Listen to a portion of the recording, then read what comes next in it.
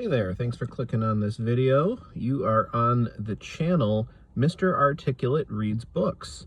On this channel I will upload my summaries of sections of books that I'm reading, and I just kind of talk through the main points of what I read, and then I state in a very simple 1 or 2, at most 3 sentences, what one of the main ideas or arguments of the section was, and I give an example that illustrates that idea.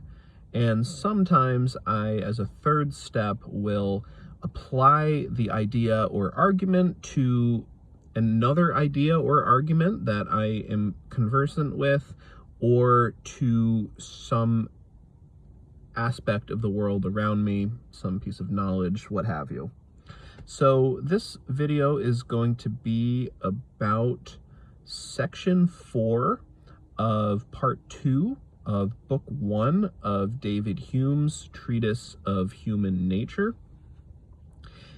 This section, which is a pretty long section, Hume basically seeks to shore up the argument that he just made in the section before, or one of the arguments he made in the section before, which is that space or extensions are not infinitely divisible. Now, to many of us, it seems rather intuitive to think that any length actually is infinitely divisible, because what length can you have that you can't divide by 2, and 2 again, and so on? But so far, this far into the treatise, I'm something like 50 pages in. Book 1 is about 280 pages long. This principle of Hume's, that length is not infinitely divisible, seems like one of the most important things to him. And I don't yet totally understand why, because he's still establishing his premises, but as he builds out his premises one after the next, this one seems like one of the most important ones to his system.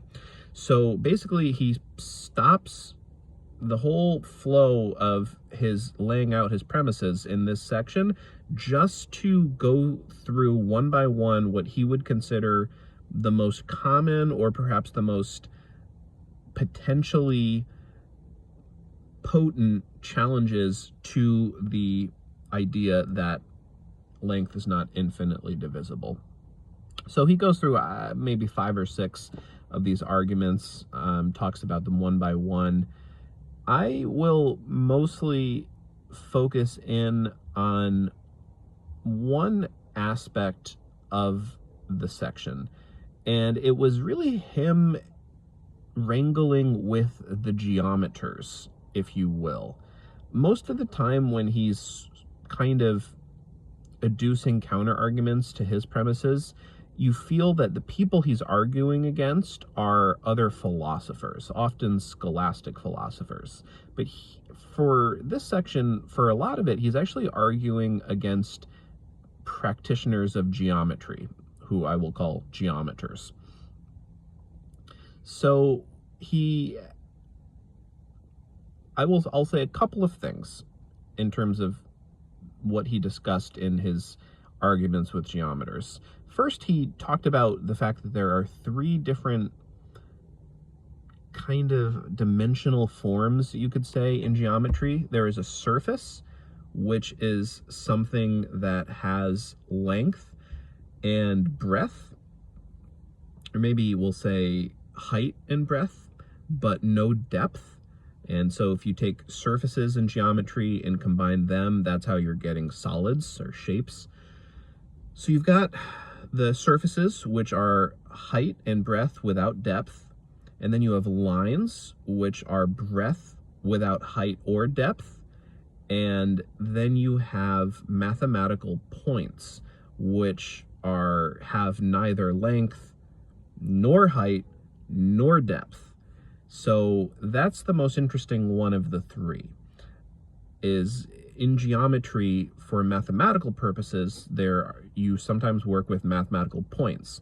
So just like you can't actually draw a line in reality that has just length but no height, if you draw a line on a piece of paper, it actually does have height.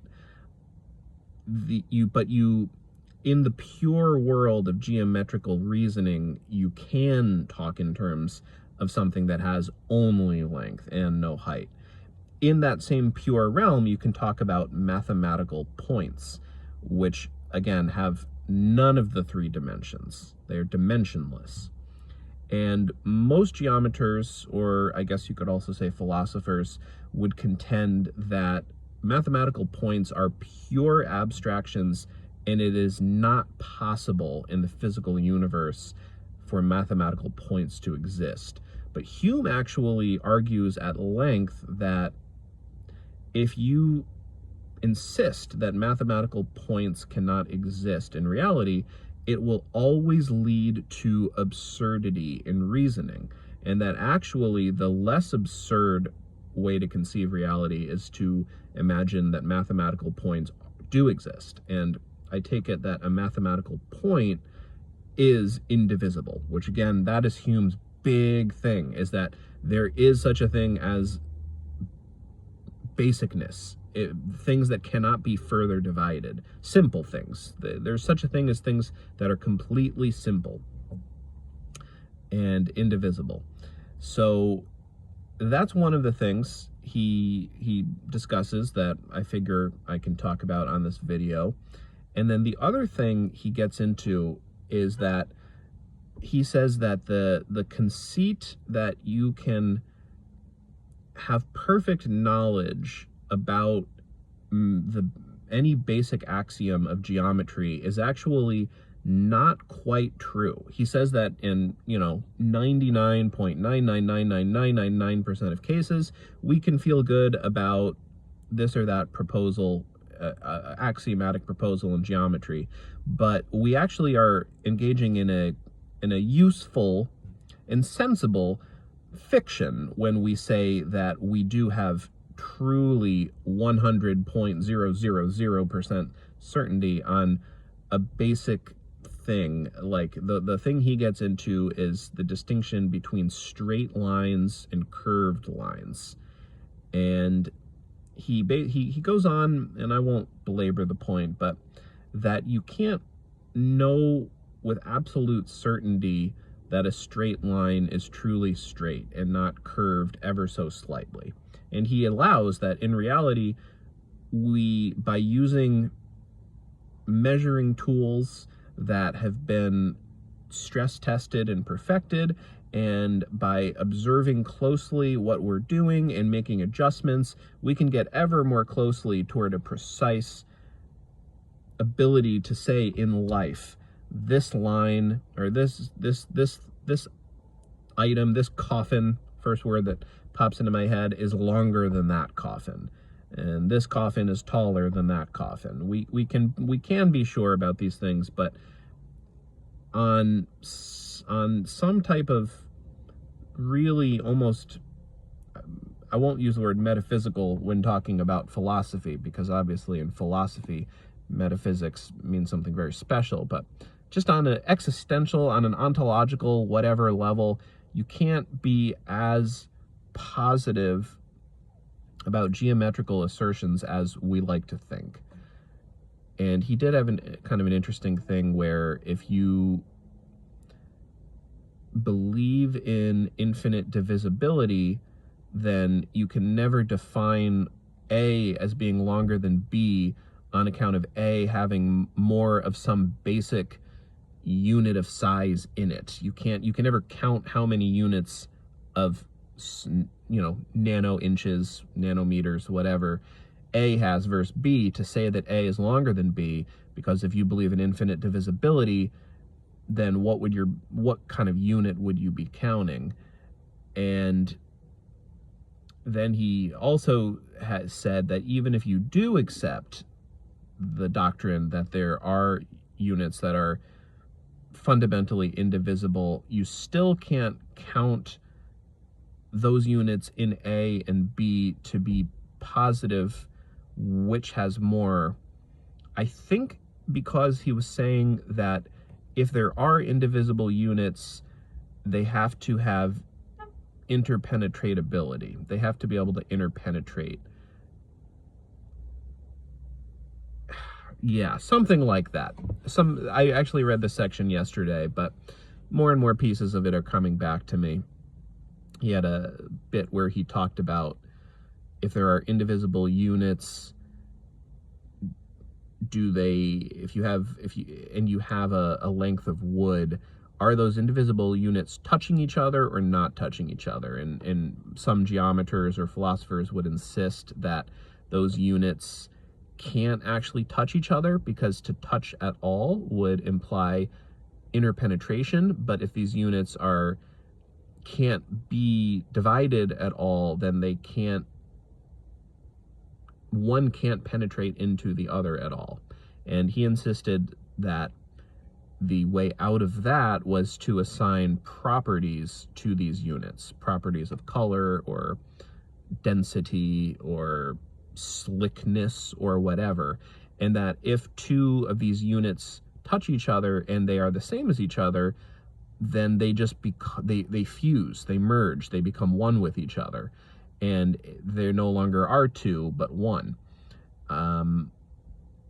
So that was one thing. Or if the units don't touch each other, then that would also produce some kind of absurdity. But yeah, so anyway, that's my walkthrough of the section as best as I am able to do it. And so for a main argument or idea in this section, I will go with the one that, while in everyday life we can have geometry that has extremely high utility and success, it's actually always just very, very good guesstimations that we are working with. We're never sure. And the example he kind of tossed off for that is you can have two lines that are parallel to each other. And in this world, you can lay out two strands of yarn or two planks of wood or whatever, line them up, measure them very carefully, and you can insist these are parallel. By the geometrical definition, these two lines that I've made are parallel. But are you actually sure that if you could extend those lines for 10 miles, and then walk down the two lines two abreast for 10 miles, that you wouldn't find on the end of those two lines that they had perhaps grown 1/4 of an inch closer to each other than they had been 10 miles back at the beginning? And if they are 1/4 of an inch closer together than they are at the beginning, then actually your two strands of yarn, planks of wood, were not actually parallel. And he insists that you can never be positive you've proved a true parallelism, that for 10 or 1,000 or 1,000,000 miles would never grow even 1/4 of an inch closer together. And typically with Hume, I leave it there. I don't go for that third thing. I sometimes do, where I apply this to an idea I already have in my head, or an argument I'm already conversant with, or something about the world around me, and I will follow that pattern here. So thanks for sticking with me to the end of the video here, if you have, and I will be back soon once I've read the next section. Have a good one.